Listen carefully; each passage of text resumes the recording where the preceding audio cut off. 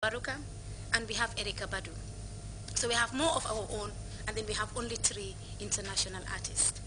The Permanent Secretary, Minister of Tourism and Culture, Mamadou C. Diouf, who serves the committee's subcultural team, also reiterated the importance of the festival and culture in general, adding that it is a platform which highlights the country's cultural norms and values in line with Pan-Africanism.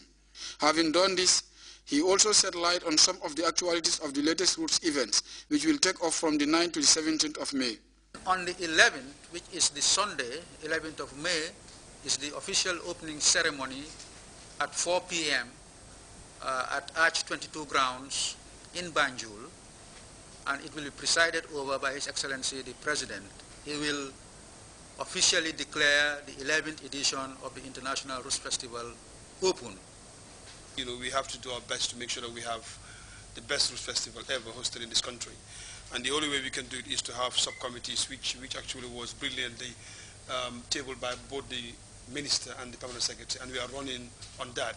We have different, of course, different committees, but I'm part of the Transport Committee.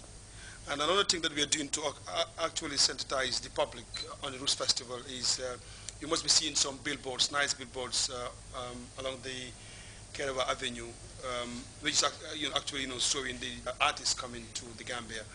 Security was high on the agenda at this customary pre-Roots conference.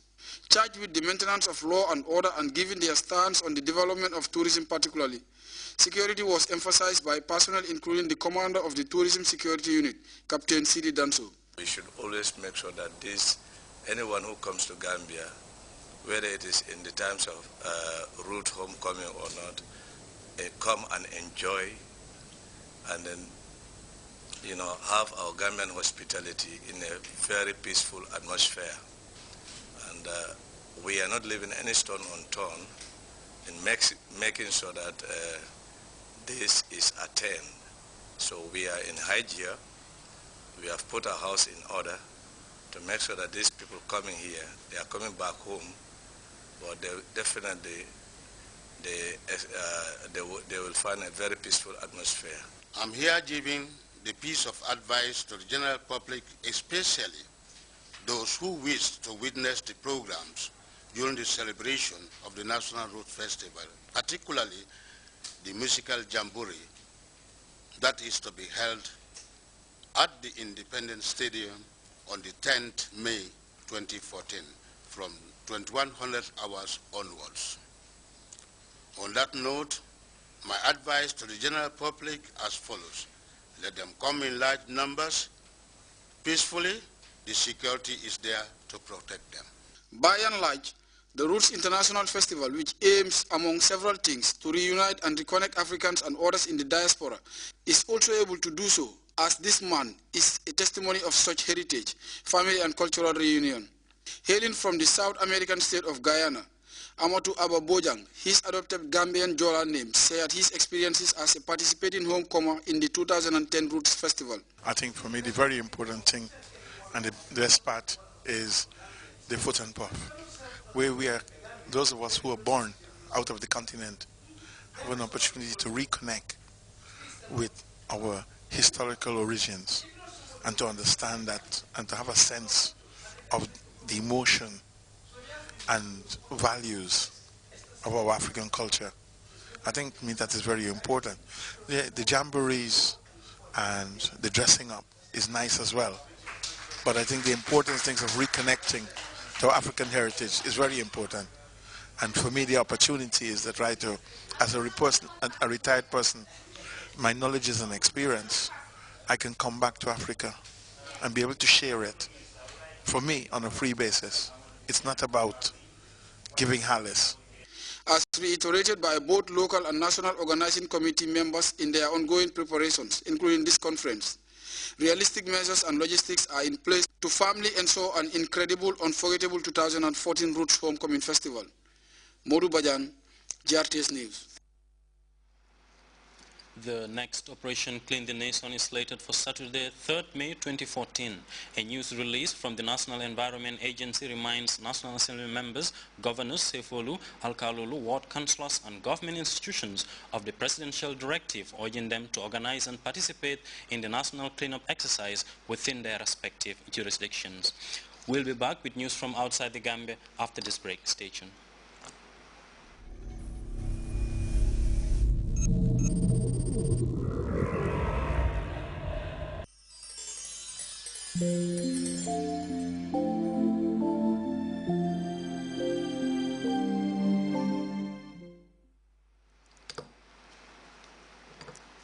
Welcome back. 2 weeks after 234 girls aged between 12 and 17 were abducted from their school by men believed to be members of Boko Haram, distraught parents are anxiously waiting for the return of their loved ones. The Nigerian government has reportedly launched a rescue operation, but there seems to be a little or no progress. Concerned citizens, meanwhile, have been staging peaceful protest marches urging authorities to do more. Details in this CFI report. Took to the streets of their capital with one message: bring back our girls.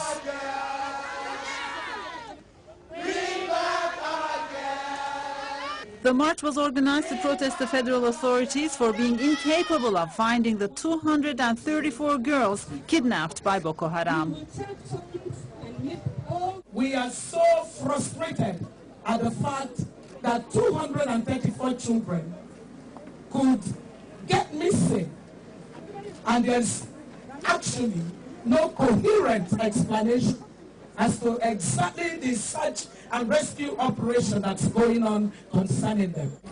Since Tuesday, such demonstrations have been spreading across Nigeria. They began a week after a call was launched by a newly formed United Front of Traditional and Political Leaders against the Islamist group Boko Haram. Nigerians are eager to heed the call. The federal government will do everything.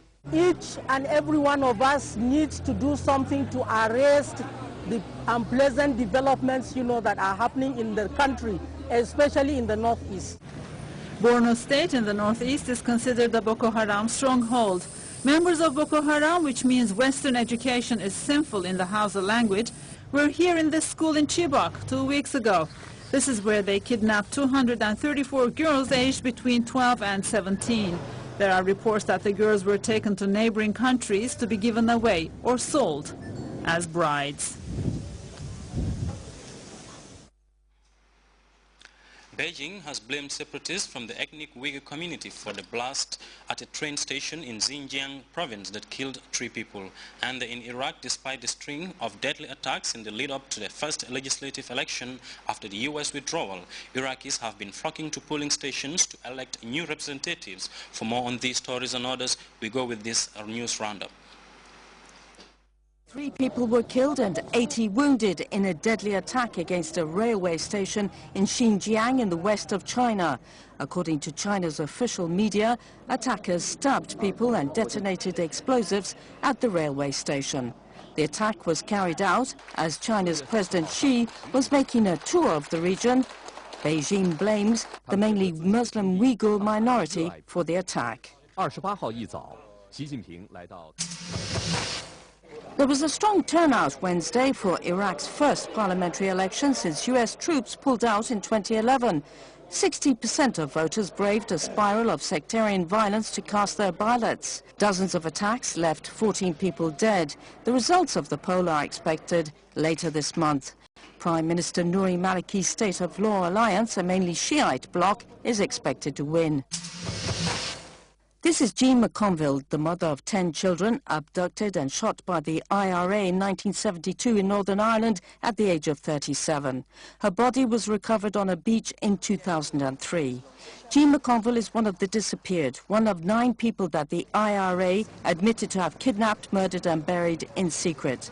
Jerry Adams, the leader of Sinn Féin, the political wing of the IRA, was taken into custody by police in Northern Ireland in connection to Jean McConville's disappearance. That I'm innocent totally of any part in the abduction, the killing or the burial of Jean McConville.